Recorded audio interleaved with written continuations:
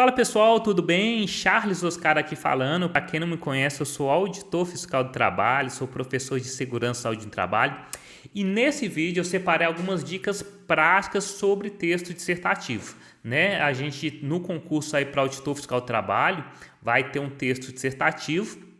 No meu concurso lá em 2013 foram só 8, viu pessoal? Só a gente teve que enfrentar oito provas, né, discursivas, teve estudo de caso, teve parecer, teve texto dissertativo também.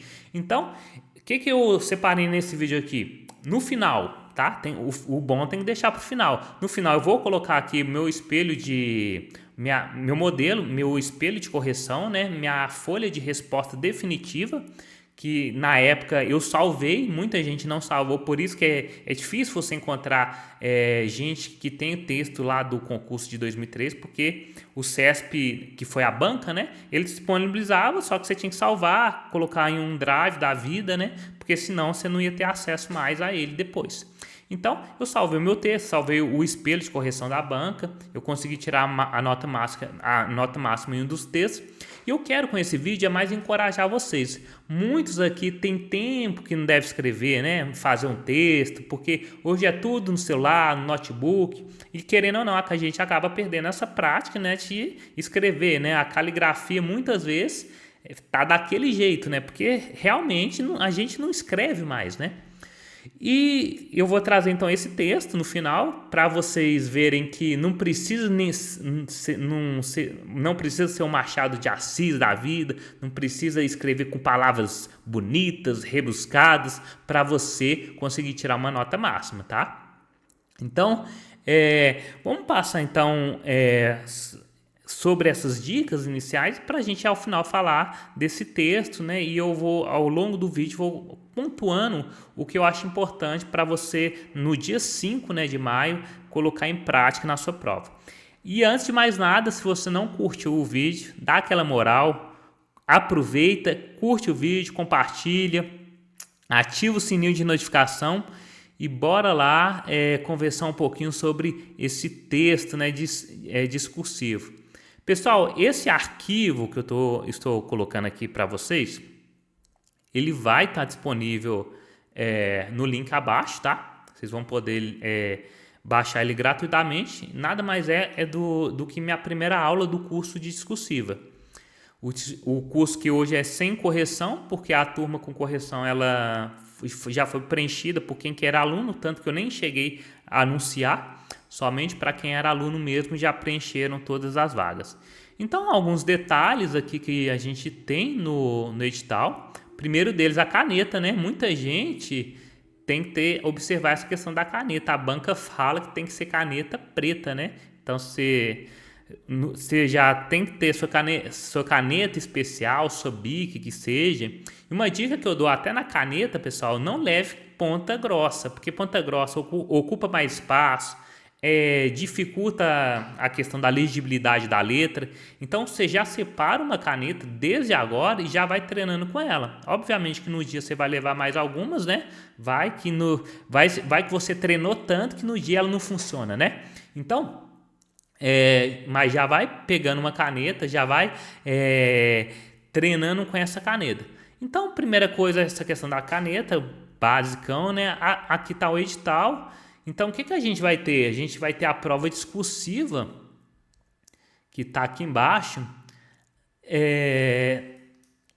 junto com as provas de conhecimentos gerais. Então, a gente vai ter 2 horas, vocês, né, terão 2h30 para fazer uma prova discursiva. Vai ser um texto apenas, né? E além disso, você vai ter que se organizar para fazer as provas de conhecimentos gerais. Professor, você tem alguma dica? Começa com objetiva, começa com discursiva? Eu sempre, quando fiz prova, eu já fiz muita prova que era só texto, era esse estilo, né? Eu já fiz Enem, pelo menos umas 2 vezes. A última, inclusive, foi em 2016, não tem tanto tempo assim. Eu cheguei a fazer o Enem para testar como estava, né, os conhecimentos. E o que eu sempre preferi? Eu pegava a prova discursiva, dava uma olhada para ver, para me situar sobre o tema dela E logo em seguida eu ia resolver a prova objetiva, tá? Para concluir essa etapa, e depois que eu resolvesse essa prova objetiva, aí sim eu ia me aprofundar na prova discursiva para resolver ela, tá?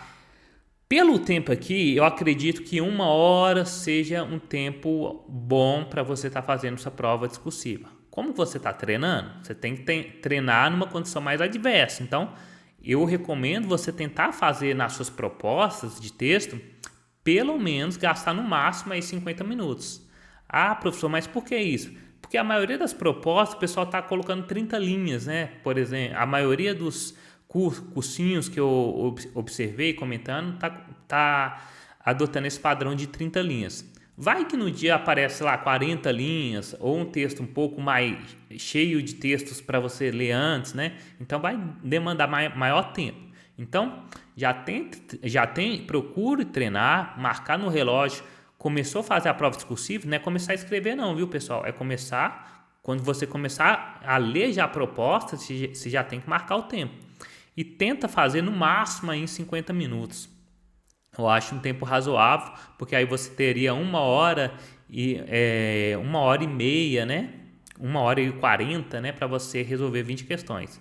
Eu acredito que, dependendo da extensão das questões, você vai conseguir fazer com menor tempo, mas se vier uma prova muito extensa, às vezes estilo Enem, estilo ENAD, né? Aquela prova muito interpretativa, vai te demandar tempo e quem vai sofrer isso vai ser a prova discursiva.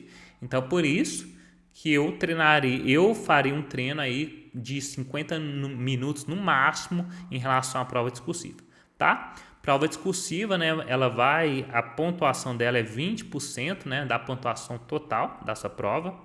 E o detalhe importante não é só essa questão dos 20%, porque até no meu concurso a pontuação em termos de proporção foi muito maior, foi quase, se eu não me engano, cerca de 40%.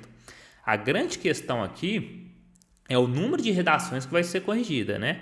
Tem no edital que vão 9 vezes o número de vagas, como são 900 vagas para FT, a gente vai ter a correção aí de 8.100 provas. Então, quem está muito lá atrás, se fizer uma redação boa, pode pular para dentro das vagas, por uma boa lotação. E o contrário também é verdadeiro. Não adianta você destruir na prova objetiva e fazer uma redação péssima. Você simplesmente pode sair do número de vagas. E isso, inclusive, aconteceu no meu concurso. O segundo colocado da prova objetiva, ele foi eliminado na prova discursiva e não virou FT, tá? E a questão de linhas, né? O outro detalhe do edital, o edital não falou quantas linhas que não vai ter na sua prova, tá? Você vai descobrir que dia? No dia 5 de maio, a não ser que a ministra solte algum spoiler antes, alguma coisa assim, mas até então o número de linhas, né? Se vai ser 30, 40, 20, vai estar expresso no seu edital, inclusive o número de linhas mínimas, né?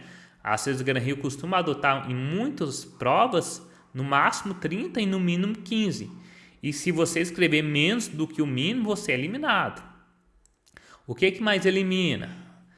Questão de você apresentar algum sinal de identificação, resolver assinar a sua prova, eventualmente colocar título, sendo que a banca às vezes nem pediu, tá? Então tenha muito cuidado com essas questões de assinar a prova, colocar alguma marca de identificação, porque isso é eliminação. Bem, a questão do conteúdo, como é que ele vai ser avaliado, né? A gente tem 50% que é em relação ao conteúdo em si e 50% que é em relação ao uso do idioma. No 7.1.2.8 fala, né, que vai ser relacionado a conhecimentos específicos. Então, qual que é a parte do conhecimento específico? Eixos 1 a 5. Esses eixos que estão aqui em cima na distribuição. Então, qual que seria o tema que pode estar na sua prova discursiva? Gestão governamental e governança pública, políticas públicas, sociologia e psicologia aplicadas ao trabalho, a segurança e saúde do trabalhador e da trabalhadora, direito do trabalho. Todos esses itens eles podem aparecer na sua prova discursiva. Será, professor, que a banca vai trazer um tema específico de direito do trabalho? Ela pode até fazer isso, mas não acredito que vai fazer, porque tem outros órgãos no bloco, né? E é uma prova por bloco, né? A ministra já comentou isso, também está previsto no edital. Então, como é uma prova dissertativa por bloco, a gente, pelo menos a maioria está apostando que vai ser o quê? Um tema transversal, um tema que possa conversar sobre essas 5 disciplinas aqui, tá bom? Então, a gente tem que pensar num tema que possa conversar com essas 5 disciplinas, algo multidisciplinar, algo transversal. O que mais a gente tem de importante aqui conteúdo, eu já falei, né? A questão aqui de fuga ao tema, de você tirar nota zero do conhecimento específico, sequer vai ser avaliada a parte gramatical. Então, você pode escrever muito bem, não tenho nenhum tipo de erro de português, mas se você errar, por exemplo, não escrever o número exigido de linhas, fugir do tema, você sequer vai ter avaliado essa parte do português, sua nota vai ser 0. Então, a gente vai ter na prova aí do CNU um texto dissertativo. Muita gente está perguntando, professor, será que é expositivo, argumentativo? Eu acredito que vai ser uma questão dissertativa expositiva, até porque no bloco 8 já é tratado que seria uma questão dissertativa argumentativa, mais estilo Enem, né? No Enem você tem um tópico central, um tema central, e você desenvolve um texto dissertativo argumentativo em relação àquela temática. O texto dissertativo expositivo já vai ser diferente. A banca provavelmente vai trazer 1, 2 textos ali motivadores, e com base nesse texto ela vai te pedir 2, 3 situações que você precisa inserir dentro do seu texto, tá bom? O que mais a gente tem? Então, algumas dicas práticas que eu vou passar aqui para você. Questão de título. Pessoal, você coloca título só se a banca pedir. Se a banca não pedir título, você não coloca. Inclusive, a banca pode entender que você está querendo se identificar e você ser eliminado. Então, título, evite. Questão tipo de letra, né? Tem gente que gosta de letra de forma, letra cursiva, não tem expresso um tipo de letra que tem que ser seguido, né, pelo edital, não tem essa previsão. O que a banca espera de você? Que seu texto seja legível, tá? E eu trouxe aqui um texto, até foi de um dos alunos no pré-edital, e até a gente já deu toque. Pessoal, vão caprichar na letra. A primeira coisa que o examinador vai ver é ter uma visão geral, uma apresentação do seu texto. É aquela história, a primeira apresentação é o que fica. Então, se ele pega um texto organizado, estruturado, parágrafos bem divididos, uma letra legível, não precisa ser a melhor letra do mundo. Eu mesmo, minha letra, eu acho ela péssima, né? Mas no texto lá eu tive que dar uma caprichada para quem fosse ler o meu texto conseguisse entender. Então, se você faz o texto na correria, de qualquer jeito, isso vai ser prejudicado. Por isso que é bom você treinando essa questão do tempo, treinando para chegar no dia, você ter uma ideia de em quanto tempo você consegue resolver aquele texto. Então, olha esse texto que foi de um dos alunos. Vejam que o texto tem vários pontos deles que não está legível. Fora isso, a questão de paragrafação, indicação de parágrafo, que é um item muito importante que não existe, né? O que é indicar parágrafo, pessoal? É você dar um espaço aqui nessa margem esquerda antes de começar a escrever seu texto. Olha o meu texto aqui olha outro texto aqui, que diferença. Esse é de uma outra aluna. Olha como que está muito mais legível. Você consegue entender o texto. Olha como que tem a indicação do parágrafo. Olha como está distribuído aqui. Não tem espaço excessivo na margem. Aqui na margem direita. Então, isso tudo, pessoal, faz diferença. Vocês podem pensar, isso é bobeira, isso é preciosismo. Não é. Faz diferença, porque o primeiro contato que o examinador tem do seu texto, ele já vai virar a cara ou não. Se ele pega um texto bonitinho, da forma que está aqui, com a letra, não precisa ser uma letra perfeita, é uma letra que seja legível, organizada, estruturado. Ele vai corrigir de uma forma diferente se ele pegar um texto assim totalmente desorganizado, com a letra que mal dá para você identificar várias palavras. Ele vai ter que ficar se esforçando ali. Vocês têm que pensar, pessoal, que o examinador ele tem várias redações para ele corrigir num curto espaço de tempo. Então ele não vai ficar querendo tentar adivinhar o que você escreveu, não. Simplesmente ele vai cortar a sua questão, ele vai falar, não identifiquei isso no conteúdo, e você vai perder ponto. Então tem que caprichar na letra, tem que ter uma apresentação bacana, tá bom? Um outro ponto, pessoal, a questão de posso escrever letra cursiva da forma que está aqui, ou também posso escrever letra de forma, né? Só que na letra de forma você tem que diferenciar o que é maiúsculo e mostrar o que é minúsculo, tá? Muitas vezes você coloca só letra maiúscula no seu texto e simplesmente quem for corrigir seu texto não vai conseguir identificar. Então, no seu texto, você precisa identificar o que é maiúscula e minúscula. Não tem problema escrever letra de forma, só que você tem que fazer essa identificação, tá? Questão de sigla, né? Às vezes, pessoal, esse aqui é meu texto. Vejam que eu não tenho a melhor letra do mundo, né? Mas eu pelo menos esforcei para a letra ser legível. Esses são trechos do meu parecer técnico do último concurso. Essa é a folha definitiva. E a questão aqui da sigla, como é que funciona? Eu vou falar de uma norma regulamentadora. No caso aqui eu comecei a falar da NR18, né? Que era um dos temas do parecer. Eu escrevo por extenso primeiro. Eu falo norma regulamentadora, número 18, entre parênteses, aí eu coloco a sigla, tá? Aqui embaixo é a mesma situação. Eu falei de comunicação de acidente de trabalho, descrevi e coloquei novamente. Por quê? Eu ia citar novamente a CAT, né, no caso. Então, eu deveria fazer dessa forma. Professor, sempre eu vou ter que fazer dessa forma? O recomendado é fazer assim.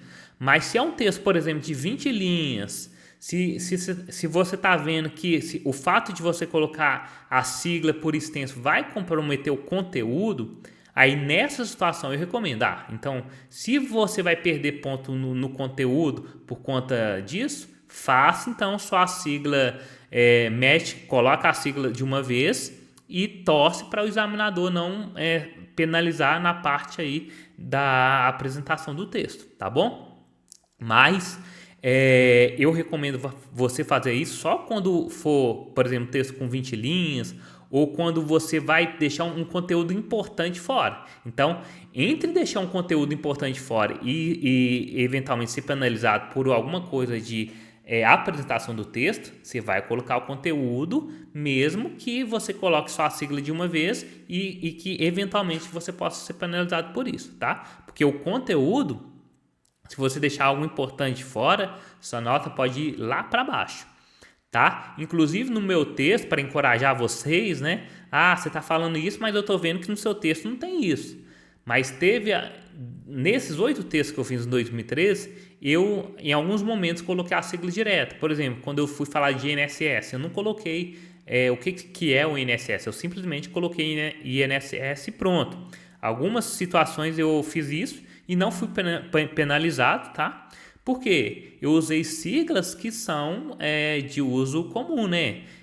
Se você, por exemplo, for citar, igual eu falei, o INSS, tá com espaço curto, vai faltar conteúdo? Eventualmente você usa a sigla de uma vez para não ter prejuízo no conteúdo. Mas qual que é o ideal que eu sempre falo? Escreva por extenso para depois você empregar a sigla livremente. Você vai usar a sigla direto só em último caso, quando você vê realmente que vai ter prejuízo no conteúdo. E mesmo assim, pessoal, se você fazer dessa forma, não vem colocar sigla desconhecida, né? Você tem que fazer isso para aquelas siglas que o examinador provavelmente conhece. É uma Constituição Federal, uma sigla da ONU, da OMS. Não inventa de colocar a sigla direto que o examinador eventualmente não conhece, porque você pode ser penalizado de forma mais grave. Questão da citação de leis e artigos. Muita gente fica em dúvida. Professor, eu quero mostrar para o examinador que eu sei que onde está a lei, em qual artigo, qual parágrafo, qual inciso. Pessoal, não precisa disso. A prova é sem consulta. O examinador ele não espera que você saiba de cor o número do inciso, o número do parágrafo, tá? Primeiro, quando você vai colocar todo esse detalhamento, você vai perder algum espaço ali. Outra coisa, o examinador ele vai pegar o espelho dele e verificar se você abordou o conteúdo. Ele não vai necessariamente verificar se você citou uma lei específica, a não ser que esteja isso de forma expressa no dia da sua prova. Cite a lei, qual que é a lei que trata desse tema. Aí é uma outra história, tá? Mas essa questão de você detalhar a questão de artigo, de inciso, é totalmente desnecessário. Veja, eu coloquei até um exemplo aqui da lei 4.457 de 2022, está aqui, ó. A lei 4.457 de 2022 é o programa Emprega Mais Mulheres, está previsto de forma expressa no eixo 5, e lá no artigo 23 vão estar inseridas as medidas de prevenção e combate ao assédio sexual e outras formas de violência, um tema forte aí, né, para a prova discursiva. Então, você vai ter que citar o artigo 23 da lei tal, o inciso tal, não precisa. Você pode simplesmente falar assim no seu texto. De acordo com a lei que institui o programa Emprega Mais Mulheres, ou se não, só citar a lei. Conforme a lei número 4.457 de 2022. Não precisa falar o artigo da lei, o inciso, o parágrafo. Esse detalhamento é desnecessário. Tá bom? Mesma coisa das NRs, não precisa citar subitem de NR, pessoal. Você vai falar de alguma coisa de gerenciamento de riscos, cita conforme a NR1 e pronto. Não precisa falar o subitem que está previsto na NR. O examinador ele não espera que você entre nesse nível de detalhamento, a não ser que ele deixe expresso isso dentro aí da sua prova. Tá bom? Que mais? Questão de utilizar o espaço da escrita, né? Então imagine que vai ser um texto de 30 linhas, não sei, tá? É só no dia 5 que a gente vai descobrir. Então imagine que seja 30 linhas, um mínimo de 15, só que você escreve 18 linhas. Pessoal, se o examinador colocou 30 linhas para você escrever, ele espera que você chegue próximo disso. Você escreve 27, 28, 29, 30 linhas, tá? Ele não espera que você escreva 20 linhas num espaço que ele colocou de 30 linhas, tá? Mas, professor, precisa ocupar o espaço todo? Obviamente que não. Se você tem uma letra pequena, a minha letra mesmo é pequena, eu vou colocar meu texto aqui para vocês verem, ó. Minha letra é pequena. E se você tem um poder bom de concisão, muitas vezes você não vai usar o espaço todo. Mas também não precisa escrever a metade do espaço disponível.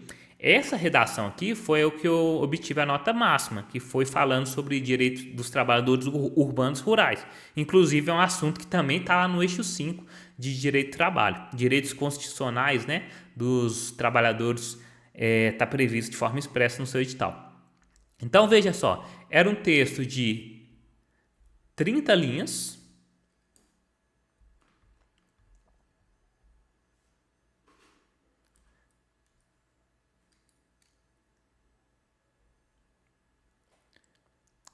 Veja que era um texto de 20 linhas, aliás, e das 20 linhas eu usei boa parte, eu usei 18, né? Mas minha letra é um pouco menor, então eu não precisei de usar as 20 linhas para ganhar a nota máxima. Isso que eu quero mostrar para vocês. Vocês também não precisam escrever as 20 linhas, ficar enchendo linguiça. O ideal é que você ocupe esse espaço com conteúdo útil. É tentar identificar quais palavras-chave que vai estar no espelho de correção do examinador e inserir no seu texto. Você sempre tem que pensar assim, quais serão, né, as palavras-chave que o examinador espera encontrar no meu texto. Então, a vantagem de você escrever uma quantidade maior de linhas, porque a chance de você acertar essa palavra-chave, à medida que você escreve mais, ela aumenta também. mas tente colocar conteúdo útil, tá? Porque o examinador, ele vai ver, ele vai conseguir identificar se você estiver enrolando ele. Então, veja nesse texto que eu tive a nota máxima, foram 20 linhas, eu escrevi apenas 18, apenas assim, a maior parte, né, de 20 para 18, a gente está falando aqui de 90%, né, do espaço disponível. Então, eu ocupei bem o espaço. E eu quero mostrar aqui para vocês a questão da apresentação. Primeiro detalhe aqui, olha o espaço que eu deixo. Muitos alunos ficam com preguiça, né, de colocar espaço. Tem que ter um espaço adequado. Esse aqui eu acho que até foi um pouco excessivo. No dia da sua prova, você pode colocar a ponta, né, da caneta Bic para você ter uma noção do espaço maior. Mas não pode deixar muito próximo aqui da margem não, porque senão o examinador ele não vai identificar que é um parágrafo. Outra situação aqui, a distribuição dos parágrafos. Vejam só, o primeiro parágrafo tem o quê? 6 linhas, o segundo vai ter 4, o terceiro vai ter, vão ter 4 linhas, o último vão ter 4 linhas. Vejam que está bem distribuído o texto. Não tem excesso de espaço aqui, ó. Veja que você não vai encontrar excesso de espaço aqui, tá? Por que eu falo isso? Tem gente que deixa muito espaço e a organização fica feia do texto, né? Então, como eu disse, faça um texto apresentável, tá? Esse exemplo aqui, que vocês podem ter uma noção do que seria um texto razoavelmente apresentado. Eu não escrevo bem, tá? Eu não sou um ótimo escritor, longe disso. Mas o que eu fiz nesse texto? Basicamente, deixei ele bem apresentável, que isso, além de, na época, né, o CESP pontuar isso, quando o examinador pegasse meu texto, ele ia falar, opa, esse texto está agradável de ler, né? Vamos seguindo então aqui. Questão de abreviação, né? Pessoal, a gente está acostumado no WhatsApp escrever você, né? Escrever também. Na hora dessa prova, pelo amor de Deus, não vai fazer isso não, tá? É você, eu também. Não existe. Essas abreviações aqui fogem da norma culta, né? Uma abreviação que o pessoal muito utiliza, né? A questão do etc, né? Que é o etc. Quando você utilizar o etc, como que você utiliza, pessoal? Não tem vírgula antes, tá? Por exemplo, profissionais da saúde podem ter várias implicações na saúde mental resultantes do estresse ocupacional crônico, como síndrome de burnout, insônia, ansiedade, etc. Etc significa que ele pode ter outras situações além dessas que eu mencionei. Quando usar o etc? É quando você tem vários itens para você listar. E, obviamente, se tem um item muito importante, que seria uma palavra-chave, você não vai omitir esse item, né? Você vai colocar esse item no seu texto. E o etc. não tem vírgula antes do etc, tá? E não tem a letra E também antes do etc. Muita gente coloca ansiedade e etc. Tá errado. Coloca assim, e etc. Tá errado. Vírgula antes do etc. Também tá errado. Não faz assim, tá bom? Beleza. Rasura. Professor, errei na prova. Acontece com todo mundo, viu? Eu mesmo. Essa é uma prova de direitos humanos, que foi sobre a convenção, né? Sobre a eliminação de todas as formas de discriminação contra a mulher. Eu errei aqui. Era para eu escrever essa, eu escrevi esta. Aí, quando eu verifiquei o erro, simplesmente coloca um risco e escreve a palavra correta na frente, tá? Sem mistério.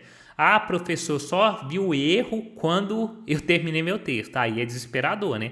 Aí o que você vai ter que fazer? Primeiro você vai ter que ver se é um erro muito grave. Se você vê que é um erro grave, que você pode ser penalizado por isso, por exemplo, coloquei até um exemplo aqui, né? Assédio moral. Você escreveu assédio com C e E, que está totalmente errado. Provavelmente o examinador ele vai penalizar isso. Mas se for um erro que se você olha assim e fala, eu acho que o examinador vai passar batido. Aí você deixa passar batido também. Mas se você vê que é um erro mais grave, aí você vai ter que fazer por exemplo, usar esses artifícios aqui, escrever por cima, puxar alguma perninha, mas o ideal, como é? Que está aqui em cima, né? Errou, errou o texto, fez um traço no item incorreto, escreve da forma correta na frente. Esse que é o ideal. Mas se você terminar o texto e verificar que cometeu algum erro, você pode eventualmente fazer dessa forma, tá? Mas só faça isso se você realmente ver que o erro ele é muito grave. Questão da indicação do parágrafo e obediência à margem. Olha o meu texto aí da outro texto, esse foi de SST. Vejam que eu faço essa indicação do parágrafo. O pessoal, muitos tem preguiça, pessoal, de deixar espaço aqui. E tem que deixar para você indicar que você está iniciando um novo parágrafo. Outra situação é não ultrapassar a margem. Veja que não tem nada fora da margem aqui. E toda vez que eu, por exemplo, estou falando de estou escrevendo e eu preciso, né, fazer a divisão silábica, eu coloco um hífen aqui, o hífen ao lado e continuo logo embaixo. Tá bom?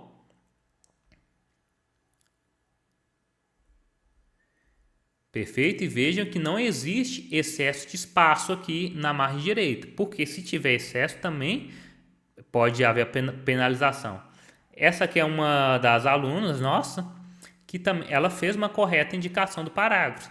Ah, professor, não sei quanto espaço que eu vou colocar. Você pode usar como uma referência a perninha, né, da BIC, né, que você está levando no dia para você ter uma noção. Mas isso é tudo treino. Se você já faz treino agora, fazendo dessa forma, no dia lá vai ficar muito mais tranquilo. Beleza? Até esse... Por que eu falo isso? A gente pega textos assim, pessoal. Olha o problema desse texto. Não tem indicação de parágrafo. Já começa grudado na margem, não sei para que isso. E tem alguns espaços aqui, vou tirar aqui para ficar melhor, olha, que são desnecessários. Olha o tamanho do espaço que deixou aqui. Pessoal, não pode, o texto ele tem que ser uniforme, não pode estar um espaço desse tamanho. Aqui está até menos, aqui poderia ser até tolerável, mas um espaço como esse da linha 3, né? Não era para ter um espaço assim. Outro exemplo, o aluno indicou parágrafo, só que olha como que ficou curto, né? Pessoal, vamos tentar fazer um espaço maior, tá? Deixar uma indicação mais clara que você está começando o parágrafo. A questão do hífen, eu comentei, né? Você coloca o hífen e continua a palavra embaixo. E aqui estão alguns exemplos que eu peguei da internet que os alunos não observaram essas questões. Olha esse aqui, olha o espaço que ele deixou aqui, pessoal. Deixou um espaço grande aqui. Olha o espaço aqui, você nem sabe onde que ele começa e termina o parágrafo. Esse aqui do segundo exemplo tá ok. Tem um espaço bacana aqui do parágrafo, né? Indicando o parágrafo. E não tem um espaço excessivo aqui na margem direita. E esse do terceiro item aqui, veja que ele simplesmente escreveu fora da margem. Isso não pode. Simplesmente a banca vai desconsiderar o que você escreveu fora, tá? Fora que dependendo da forma que você escreveu, ela pode até entender, pode pensar que é algo que você tentou se identificar. A questão de outro tópico aqui é a questão do fuga do tema, né? O que é fuga do tema? Imagine que no seu texto peço para você dissertar alguma coisa sobre trabalho escravo contemporâneo. Aí no seu texto você só escreve sobre trabalho na antiguidade, né? Nos tempos feudal, só remetendo à história antiga. Pessoal, se você fizer isso, provavelmente você pode ter seu texto anulado. Por quê? A banca está falando nesse exemplo que eu coloquei, a banca está falando para você falar sobre trabalho escravo contemporâneo. Você pode até falar alguma coisa de antiguidade, mas remeter no seu texto, o foco do seu texto tem que ser trabalho escravo contemporâneo. Aí você escreve um texto só falando de, por exemplo, trabalho na escravidão na antiguidade, sem fazer nenhuma referência em nenhum momento a trabalho escravo contemporâneo. Então a chance de você zerar é muito grande. Ou pior, a banca está falando para você falar sobre trabalho escravo contemporâneo e você vai começar a falar sobre doenças ocupacionais, por exemplo, um assunto que é distinto. E outro item que a gente vê muito também é a questão de omissão do tópico. O que é você omitir o tópico, né? É a banca te dar 3 itens para você falar, tratar. Na sua prova discursiva dissertativa pode ser que venha dessa forma, um texto motivador e 3 pontos para você trabalhar dentro desse texto. Então, o que acontece? Tem 3 tópicos para você tratar. Você tem que falar dos 3, isso é óbvio. Olha esse exemplo aqui, isso aqui foi de uma outra aluno, e um dos itens dessa questão aqui do ENAD falava o seguinte: explique o motivo da estabilidade dos membros eleitos da CIPA. Então, o que a banca espera de você? Você falar por que os membros eleitos têm estabilidade. Qual que é a justificativa para você ter essa estabilidade? Olha a resposta da aluna. Aos empregados eleitos na organização será garantida a estabilidade de 1 ano, permitida a reeleição após o fim do mandato por mais de 1 ano. O que ela falou aqui? Ela falou do período da estabilidade. Ela não explicou em nenhum momento por que esses membros têm estabilidade. E o que você teria que falar nesse texto? Você tem que falar: os membros da CIPA têm... o motivo da estabilidade dos membros da CIPA é para proteger contra represálias do empregador, né? Porque como o membro da CIPA ele vai fazer vistoria no ambiente de trabalho, muitas vezes ele vai ser mal visto pelo empresário. Por quê? Ele vai pedir, por exemplo, para instalar proteção na máquina. Isso é custo, pessoal. Então, o aluno teria que responder o que justifica essa estabilidade, que seria para proteger contra essas represálias, assegurar, né, a liberdade de expressão desse membro eleito, assegurar a questão da independência técnica quando ele estiver fazendo vistoria no ambiente de trabalho. Então a aluna ela tratou de um outro assunto. Ela falou ela falou sobre o período de estabilidade, mas ela não tratou o tema central da questão, tá? Para você não errar nesses itens, o que eu sempre sugiro é você começar assim: o motivo da estabilidade dos membros da lei eleitos da CIPA é... Aí começa a escrever. Por que eu falo isso? Porque quando o examinador ele vê seu texto, ele já vai... ele já está falando aqui sobre o motivo da estabilidade. Ele já consegue identificar de forma clara isso no seu texto. Tá bom? Bom, então chegamos, né, aonde vocês queriam, né, o que seria um exemplo de redação nota máxima. Então, no concurso de 2013, um dos temas eu obtive a nota máxima, que foi o tema que tratava sobre direitos dos trabalhadores urbanos rurais. É um item, inclusive está previsto no seu edital para FT, e a banca ela fez o seguinte questionamento. Vamos ler junto aqui. Considera-se que determinada lei tenha conferido ao trabalhador urbano o direito do recebimento de seguro contra acidente de trabalho em percentuais maiores que os previstos para os trabalhadores rurais. Então, ele trouxe uma situação hipotética, né?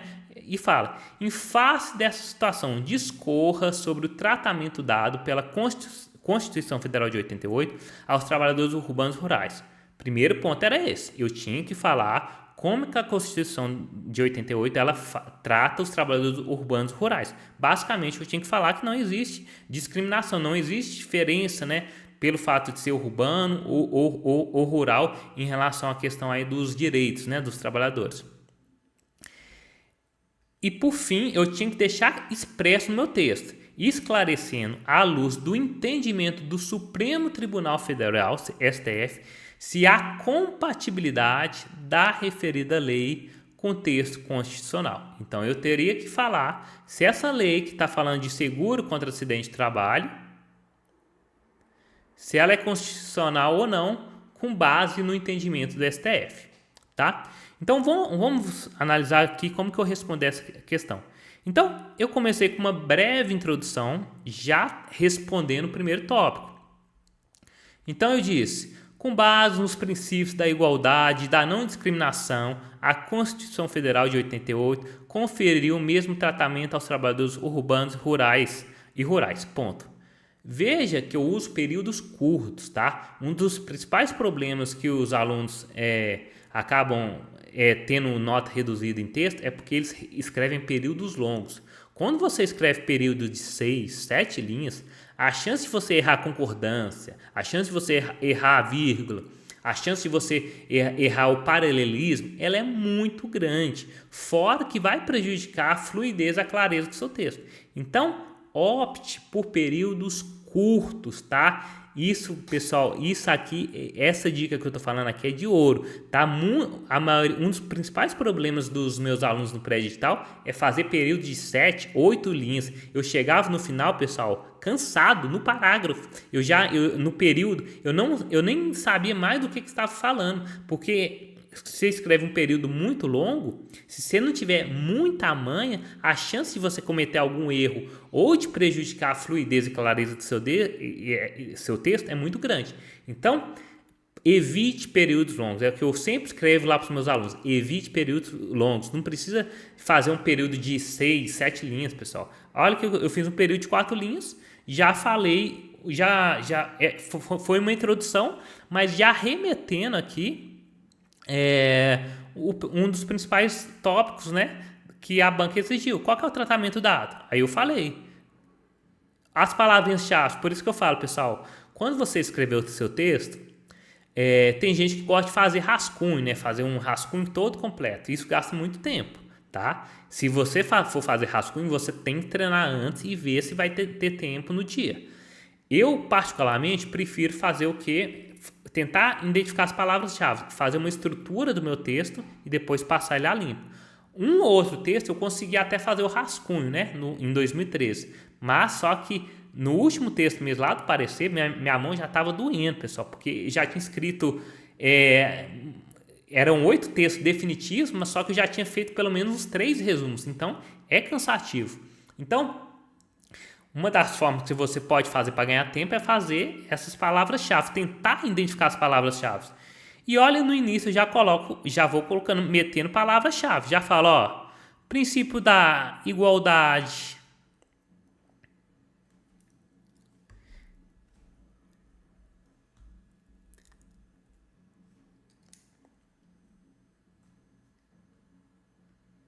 Olha aqui, palavrinha-chave, falar não discriminação. Vejam que o conteúdo do seu texto, pessoal, tem que ser conciso, tem que ser objetivo e você vai ter que tentar identificar quais palavras-chave que o seu examinador quer ler. Então, já coloquei, já no meu primeiro período eu falo, ó, tem que ter igualdade, tem que ter não discriminação entre esses trabalhadores, certo? E eu deixo expresso a Constituição Federal, porque ele está perguntando qual que é o tratamento da Constituição Federal. Não adianta eu falar só com base nos princípios de igualdade e não discriminação tem que ter o mesmo tratamento. Não, com base em quê? Eu tenho que fundamentar meu texto, pessoal.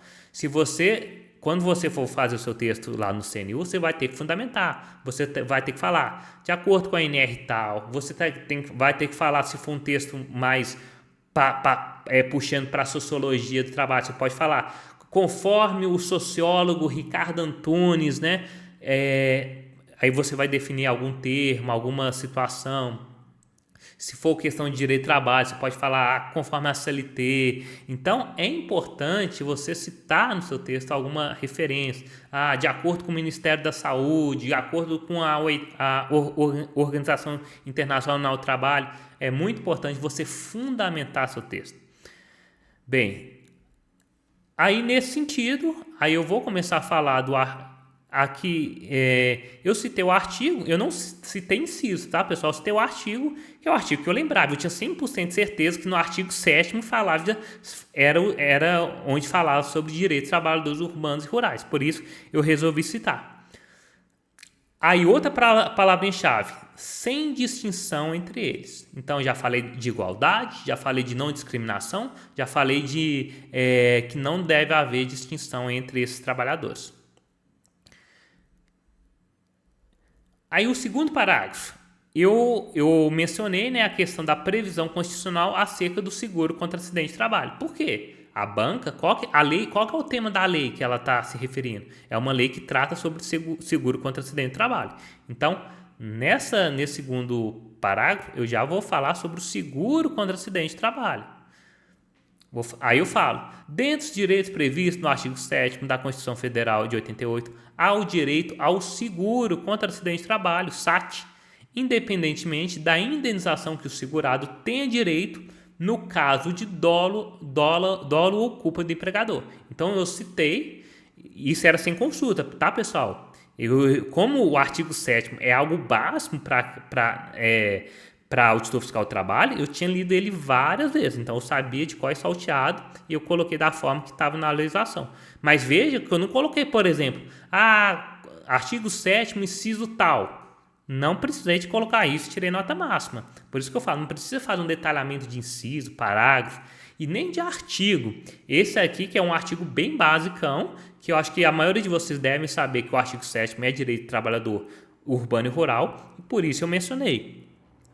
Então eu falei do SAT, aí já no terceiro parágrafo, eu já vou retomar, sempre aqui eu utilizo esses elementos, né, para conectar o texto ao outro, o seu texto, pessoal, não é só jogar a resposta e lá e pronto, não. Você tem que ter elementos conectivos para o quê? Para ele ficar fluido, para ficar claro. Por isso que eu falo, pessoal, quando você escrever seu texto, não consegui curso com correção individual. Pessoal, dá para um amigo ler seu texto, pergunta se está legível, pergunta se ele entendeu o que está escrito. Esse feedback já pode te dar um norte muito maior do que você tem que melhorar. Tem vários alunos candidatos que se reúnem, né, tem vários grupos, troquem redações, né, troquem experiências, vejam o que vocês podem auxiliar um no outro, vocês vão aprendendo juntos. Então, nesse parágrafo eu falei, nesse contexto, eventual lei que confira o trabalhador urbano o direito ao recebimento do SAT, né, seguro contra acidente de trabalho, em percentuais maiores que os previstos para os trabalhadores rurais. A palavrinha-chave aqui, inconstitucional. Eu tenho que deixar bem expresso isso. E vejam que eu peguei um pedaço do texto. O texto não fala lei que fala sobre recebimento em percentuais maiores. Vejam que eu copiei um pouquinho do enunciado, mas isso não tem problema. Isso é só para eu retomar e para ajudar o examinador a identificar na resposta o que ele quer, tá? O que você não pode é ficar fundamentando seu texto com base em questão que você já resolveu, com base em no texto motivador. Isso você não deve fazer. Mas você pegar uma parte da pergunta, né, do que está sendo questionado e colocar no seu texto, fazer essa referência, é até importante, eu recomendo, porque o examinador ele vai conseguir identificar. Então, quando eu falar aqui da lei que está lá no texto, lei que confira ao trabalhador urbano e tal, o examinador já sabe que eu estou falando da lei e aqui eu deixo a palavra-chave, será inconstitucional. Só que está faltando uma coisa, ele está pedindo também um entendimento do STF.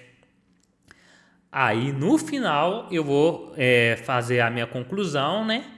O texto do CNU, ele pede, né, uma introdução, a parte do desenvolvimento da conclusão. Lembrando que você não vai ficar gastando linhas e linhas nisso, tá, pessoal? O foco tem que ser na questão do desenvolvimento. Você vai fazer 3, 4 linhas da forma que eu fiz aqui na introdução e na conclusão. Então, no final, eu fecho. Conforme o Supremo Tribunal Federal. Eu tinha aqui, eu copiei o que estava no texto. Conforme STF,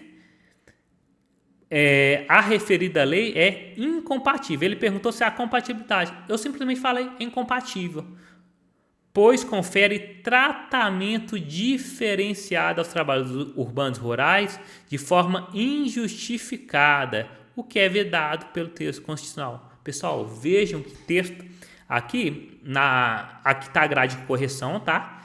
Então, eu tirei, tinha a parte da apresentação, tirei a nota máxima e os tópicos também tirei nota máxima. E também eu não tive nenhum erro, né? O CESP, a forma dele pontuar o erro é diferente do que vai ser a CISO Gran Rio. Mas como eu não tive erro, independente da forma de correção, não haveria penalização. Então, não teve nenhum tipo de erro dentro do meu texto e a nota final foi a nota máxima, né? Que no caso foi 20 em 20. E aqui está o texto completo, né? No link aqui embaixo você também pode acessar esse texto. E o que eu quero mostrar aqui para vocês? Vejam que é um texto simples. Eu não escrevi nenhuma palavra difícil, não escrevi nada demais. O que eu escrevi simplesmente foi o que a banca queria. É tentar ver o que é a palavra-chave, porque o examinador ele vai ter um espelho de correção. Ele vai tentar identificar dentro daquele espelho se você respondeu de forma correta ou não. Então, vejam, pessoal, não tem mistério, mas você obviamente tem que treinar. E para isso, quem tiver interesse, tá, pessoal? Como eu disse, não tem mais vaga para turma com correção. Elas se esgotaram faz tempo. A gente montou, né, eu e o Miron, para vocês devem conhecer o Miron também, um curso pós-edital voltado aí para o CNU, para o bloco 4. Como que é esse curso, professor? Vão ser 16 propostas. Tem 4 específicas do eixo 4 e 5, que é SST, Direito e Trabalho. Mas, professor, será que vem coisa específica? Pode vir. Eu não acredito que venha, tanto que essa específica não é tão específica assim. Você vai ver nas propostas que ela não vai ser algo tão detalhado de norma assim, muito técnico, né? Porque eu acredito que não deve vir dessa forma no CNU, tá? Mas para que essas primeiras 4 propostas? Para você ir treinando, porque como o eixo 1 a 5 tem muita novidade, muita gente está adquirindo conteúdo e bagagem para escrever ainda. Então, com eixos 4 e 5, que você já tem uma bagagem prévia, boa parte deve ter, você já começa treinando e treinando um estilo de texto, né? Porque é importante o quê? Vocês treinar a escrita, treinar a apresentação do texto. Isso tudo vai fazer diferença. E além dessas 4 propostas, vão ter 12 propostas que são transversais, tá? Eu não vai ter proposta só específica, né? O foco do curso é tentar aproximar o máximo possível do que vai ser a prova. Então, a gente vai ter propostas transversais conversando aí dos eixos 1 a 5, tá? Então, o aluno ele vai ter que ter um conhecimento mais abrangente em relação a essa questão desses 5 eixos, tá? Porque a gente acredita que vai vir uma proposta transversal abordando, se não todos esses eixos, pelo menos a grande parte deles. Então, a gente tem que se preparar para dessa forma, tá bom? Então, quem tiver interesse, o link do curso também vai estar aqui embaixo, tá? E o que você vai ter acesso? Você vai ter acesso às propostas, você vai ter acesso ao modelo de correção, um modelo de resposta, vai ter acesso ao espelho de correção, você vai ter acesso à gravação da aula ao vivo, onde eu irei corrigir os textos, né, dos alunos, apontando o que deveria ter, o que faltou, né? Então você vai ter acesso a essas videoaulas também com essas correções sobre essas propostas, tá bom? Então, se tiver alguma dúvida, pode colocar aqui embaixo. A aula demonstrativa, você vai conseguir verificar mais isso. Além dessa aula demonstrativa, vai ter uma aula com os principais erros, né, de gramática que foram cometidos pelos alunos. Para quê? Para você já ter ciência do que geralmente o pessoal comete mais erro, né, que é questão de uso de vírgula, paralelismo, questão de concordância, né, questão de crase, né? A gente tem muito erro relacionado a essas temáticas e eu vou colocar exemplos práticos, vou colocar o texto do aluno falar, ele errou isso, faltou crase, faltou concordância, para vocês se ambientando a essa questão de escrever da melhor forma possível, tá? E por fim, para quem é nosso aluno, a gente fechou uma parceria, né, para correção do uso do correção de idioma, tá? Essa parceria vão ser 3 redações, pessoal, por R$35. Olha o preço bacana. Lembrando que essa correção vai ser relacionada à parte gramatical, tá? Quem vai ser nosso aluno vai entrar lá no grupo do Telegram, vou estar inserindo todas essas informações de como que faz para ter esse desconto com esse parceiro que vai, com esse colaborador, né, que é um professor de português, que vai fazer essas correções para o aluno que eventualmente não vai conseguir ter a correção do conteúdo, mas pelo menos ele já vai ter a correção aí da parte gramatical. Beleza? Pessoal, então com isso eu me despeço de vocês. Espero que esse pequeno vídeo tenha aberto a mente de vocês o mais importante, espero que tenham encorajado vocês a começar a escrever e vocês devem ter percebido que não é nenhum bicho de sete cabeças, mas obviamente você tem que praticar. Para você conseguir chegar lá no dia e conseguir tirar uma nota máxima. Eu mostrei aqui que é plenamente possível você gabaritar esse texto discursivo, tá? Mas para isso, você tem que treinar e, obviamente, estudar, porque ele vai versar sobre o conteúdo programático do seu concurso. Então, não adianta nada você deixar de lado, né, deixar de lado a parte do conteúdo e ficar só escrevendo. Até para você escrever, você precisa ter um conteúdo adequado. Pessoal, então, com isso, eu me despeço. Fiquem com Deus, forte abraço e tchau, tchau e até a próxima. Valeu!